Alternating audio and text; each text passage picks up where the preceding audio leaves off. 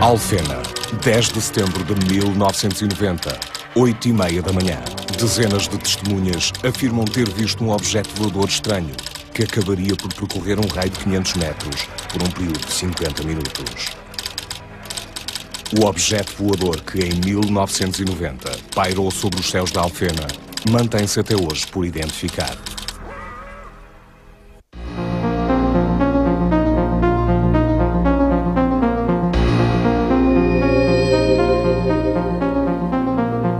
Ele saltou, o Manuel saltou, e eu vim atrás dele ver o que era. Ele saltou, porque ele disse, olha que veio assim no ar. E eu olhei para lá e vi e disse assim, Ricardo, olha para um balão tão grande, eu nunca vi um balão destes. Estava cá em casa, no pátio, pronto, via uma espécie de balão a começar a descer. E eu, pronto, ia pousar aqui perto, fui vendo.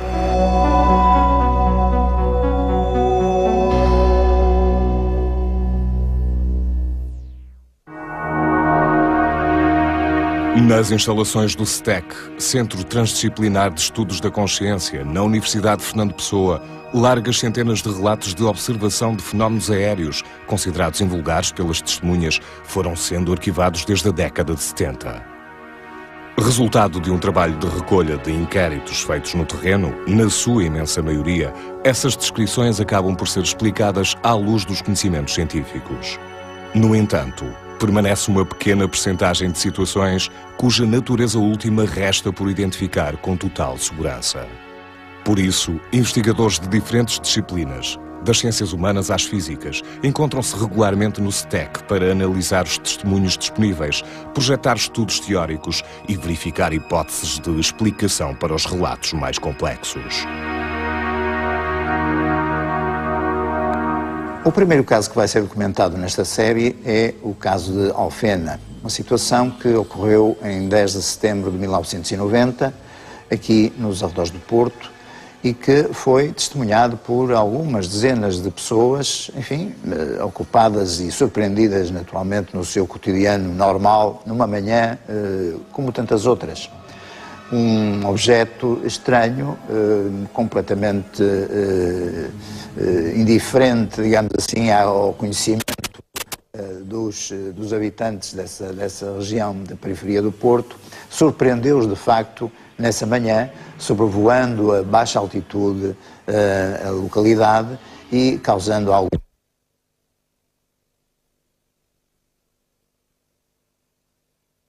perplexidade, inclusive algum temor. É esses passos essenciais dessa investigação que nós constituímos que vamos apresentar de seguida. Eu estava na loja, mas ao mesmo tempo vinha ao portão, assim, por vir, não é? Mas ao mesmo tempo que eu vim, encostei-me ali ao portão e vi aquela coisa vista ali para coisa. Ui, o que será aquilo? Esse fenómeno foi inicialmente observado por um conjunto de crianças que se dirigiam para a escola e, portanto, foi o alerta dado por essas mesmas crianças que levou a que um conjunto de cerca de 30 pessoas tomassem conhecimento da observação e também, a partir daí, digamos que observassem a movimentação desse dito fenómeno. No dia seguinte, fomos falar com as testemunhas e depois, 2 dias depois, e na outra semana, etc. Portanto, o meu testemunho nesse aspecto foi o participar numa equipa de investigação que recolheu, digamos, os relatos das pessoas que tiveram a observação. Tanto quanto possível mantivemos as expressões das pessoas, portanto é como se fosse um relato etnográfico, não adulteramos aquilo que as pessoas dizem que observaram e a forma como relataram, uma vez que isso também é importante, no nosso entender, até para desvendar um pouco, em termos de psicolinguística, como é que cada um relata, à sua forma, um facto extraordinário, segundo eles, tendo importância para isso o processo de comunicação, como sabemos, e depois também a forma como cada um percepcionou aquilo que observou. Portanto, essa apreensão da realidade é diversificada em função dos vários testemunhos. Sei que era de manhã, estava um sol muito bonito e que se viu assim, a vir daquele lado, assim, ou para aqui, uma coisa muito, muito espelhante, muito brilhante.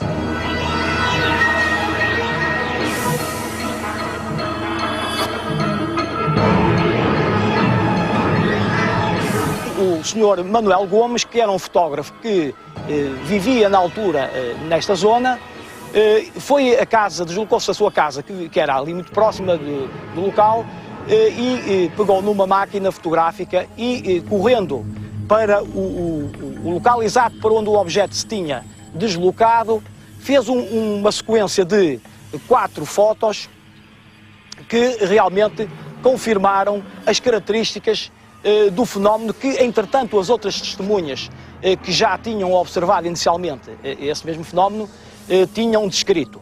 Eu estava assim nesta posição. Sim. O objeto que me põe bem, ele desloca-se, fica à minha frente. Apontei lá a pose. Fica à minha frente. Sim. Começa a descer as sapatas, eu espero a ver se ele desce. Ele não desce, fica suspenso no ar, as trolhas começam a tirar pedras, eu bato a primeira fotografia e espero.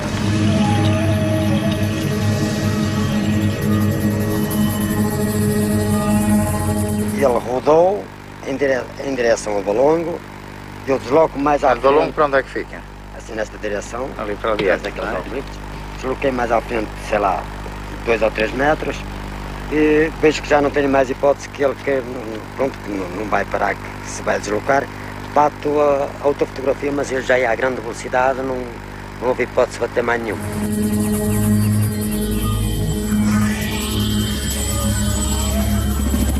Na altura, o professor Joaquim Fernandes pediu para fazer análise fotográfica, a que se podia fazer na altura e com os equipamentos e software que existia à nossa disposição naquele tempo. E fizemos uma série de análises em simultâneo com outros investigadores. Estou-me a recordar, por exemplo, do LENET, a instituição foi envolvida pelo professor Bento Correia, que fez também essas análises.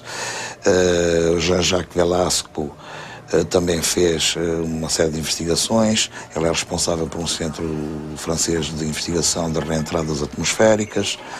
E por um amigo nosso, quer meu, quer do professor Joaquim Fernandes, que é o professor Richard Daines, que é conselheiro da NASA e que efetuou também estudos sobre essas fotografias.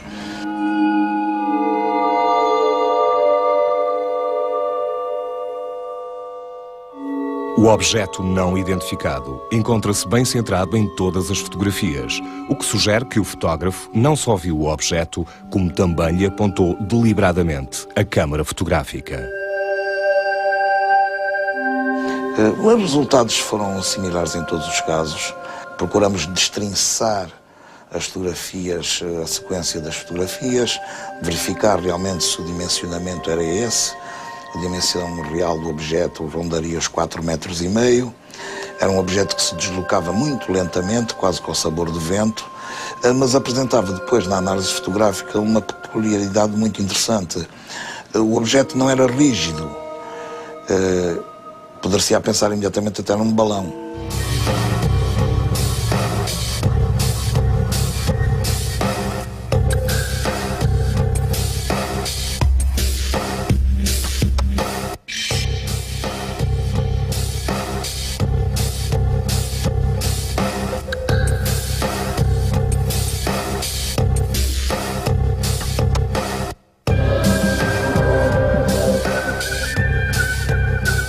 No programa de observações regulares, as sondagens, como nós chamamos, são efetuadas com balões livres que têm uma forma aproximadamente esférica após o lançamento e que têm pendurado uma radiosonda que inclui os sensores para fazer as medições. E, portanto, o aspecto é o de uma esfera, aproximadamente uma esfera, com um conjunto, com um pequeno instrumento pendurado.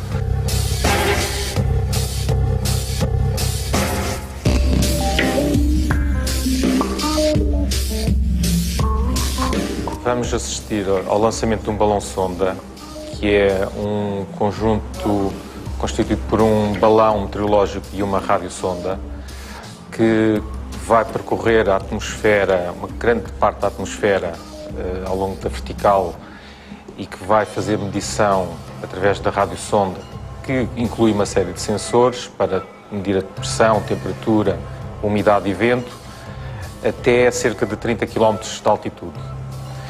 O balão transporta a sonda, porque está cheio com um gás mais leve que o ar, e ao atingir um determinado nível, o balão rebenta e termina a sondagem. As imagens que eu vi, não sendo totalmente claras, não permitem fazer uma correspondência com os balões sonda que nós utilizamos e que utilizamos no passado recente. Portanto, à partida não parece ser nenhum dos nossos instrumentos.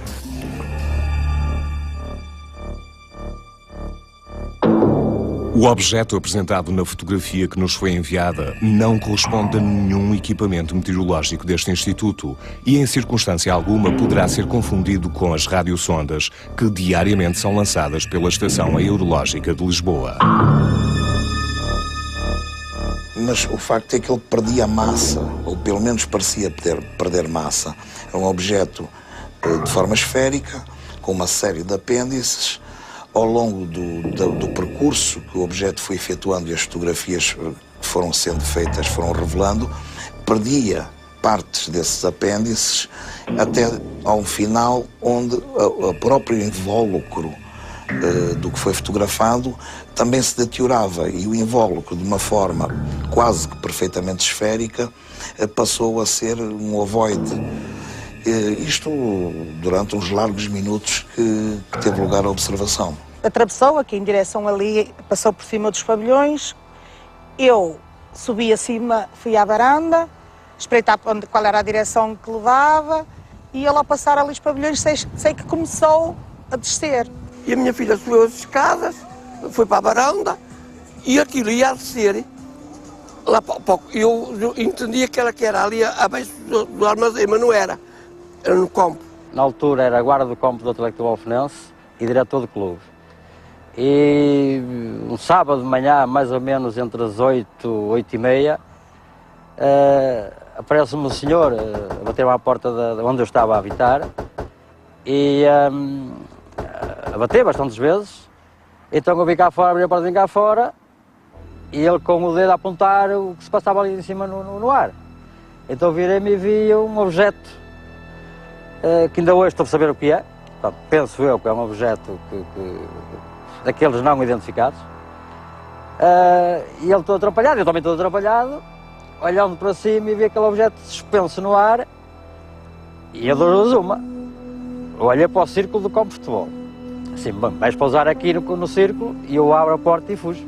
Recordo que o mestre de obras, na altura, se referiu àquele artefacto como parecendo uma betoneira. Portanto, usou um vocabulário próprio das suas funções.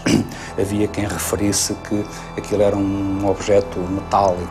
Outros diziam que era uma espécie de balão que tinha uma cúpula da parte de cima e no meio tinha janelas. A Dona Justa, recordo-me de ter feito essa observação, que até disse que viu uma sombra no seu interior.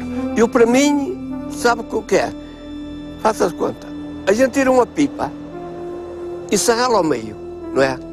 Ir uma parte daquela pipa e vir assim no ar. Eu reparei que aquilo era assim. Era uma coisa redonda, como uma cuba inox, branco. Mais ou menos um tambor de uma batoneira, mais ou menos entre isso. Então, redonda, com o tal anel em volta em vidros, em janelinhas de vidros. E penso que é dentro disso que vi na altura. Eu não vi que naquela altura a gente não alcançava, coisa, mas disseram-me que aquilo que havia de gente ali dentro, mas eu não vi.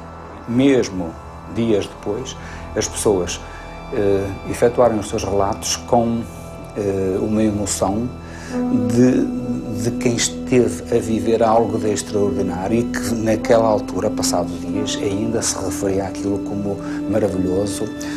A minha mulher ficou pasmada, por exemplo, dizia o Sr. David, industrial, guarda do campo, e coisas do género. Havia inclusivamente quem receasse que aquilo pudesse voltar ou que pudesse explodir, Portanto, havia e houve receios de que aquela coisa, digamos assim, ou aquele artefacto, para usarmos uma linguagem mais científica, uma vez que é algo de substantivo, mas não sabemos ao certo o que é, pudesse explodir ou pudesse voltar. E isso provocou, não digo um pânico, mas provocou alguns receios nas pessoas que individualmente nos colocavam a questão: mas o que acha que é? Isto pode voltar e aquilo explode e coisas assim do género. Eu senti mesmo quando ele parou ali, o Sr. Franco disse à minha filha: se calhar isto algumas bombas vão levantar aqui, nós íamos morrer todos. Afuturei logo isso. Portanto, havia uns trabalhadores de pedreiros ou trolhas a trabalhar num armazém aqui, praticamente encostado ao campo de futebol. E na altura, precisamente nessa altura, há uns rapazotes, que vêm a correr para a avenida abaixo e, passado frações de segundos, caçam numas pedras e começam a tirar pedras ao aparelho. Portanto, é precisamente nesse momento, frações também de segundos, que o aparelho inclina-se um bocadinho na vertical e começa a subir, mas a grande velocidade e começar sempre a subir, portanto, sempre em ascendente a fugir para o lado de Passos Ferreira, mais ou menos. Portanto, foi precisamente nessa altura que fiquei mais aliviado, porque na altura fiquei com aquele receio de ele ter que pousar aqui no campo e eu aí tive um bocadinho de receio, é lógico.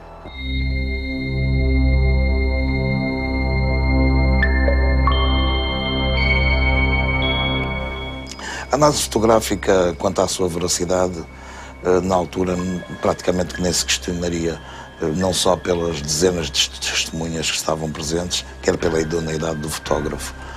A objetividade da análise foi mais no sentido de tentar perceber os contornos precisos do objeto, os pormenores que se poderia ver do objeto, e que devo dizer que não foram muitos, mas pelo menos duas particularidades também havia. Havia na sua superfície, na parte superior, como que uma espécie de placas metálicas. O corpo era um azul muito escuro, mas essas eram um azul mais claro. E apresentava recorrentemente um ponto luminoso ao longo de todo o trajeto, que pela sua invariância, a posição do sol e aquela reflexão, dá-nos a ideia na análise fotográfica que era uma luz própria e que não era um reflexo. As próprias características daquela área luminosa da fotografia indiciavam isso. A idoneidade das pessoas envolvidas deve ser respeitada, porque para além desta explicação ou desta extrapolação, há de facto artefactos com evidências físicas detectados ao radar, coisas esquisitas, que de um modo geral a ciência não explica.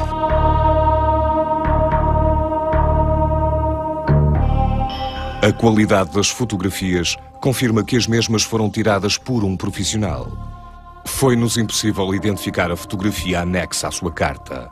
Procuramos entre 7.000 artefactos criados pelo homem para usar no espaço, satélites, componentes de foguetões, entre outros, e o objeto apresentado na fotografia em nada se assemelha com qualquer tipo de artefacto conhecido.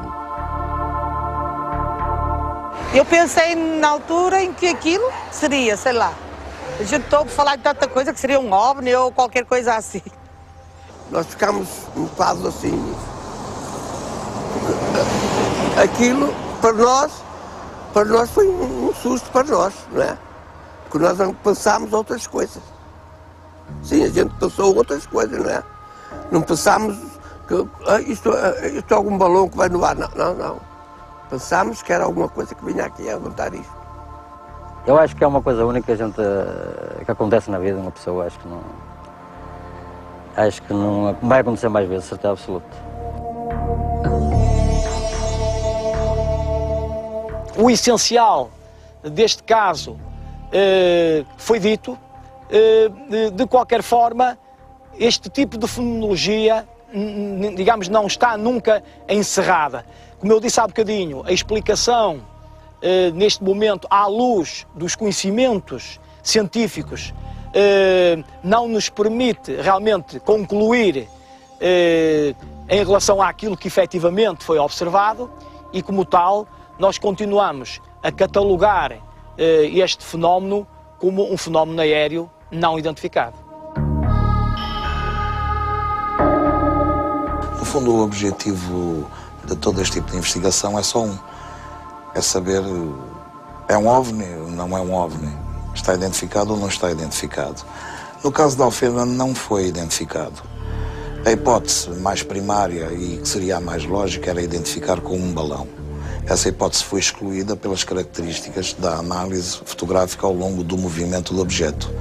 Curiosamente, mais tarde, uns anos mais tarde, no Texas, vai aparecer exatamente o mesmo tipo de objeto, num contexto completamente diverso, quer no tempo, quer no espaço. E também os investigadores locais negaram totalmente a possibilidade de ter sido um balão. Embora no caso português as fotografias são de qualidade superior, porque a proximidade do objeto à testemunha que o fotografa é muitíssimo maior do que no caso do Texas. Este caso da Alfena é um típico caso de um objeto que voa e que até o momento não está identificado.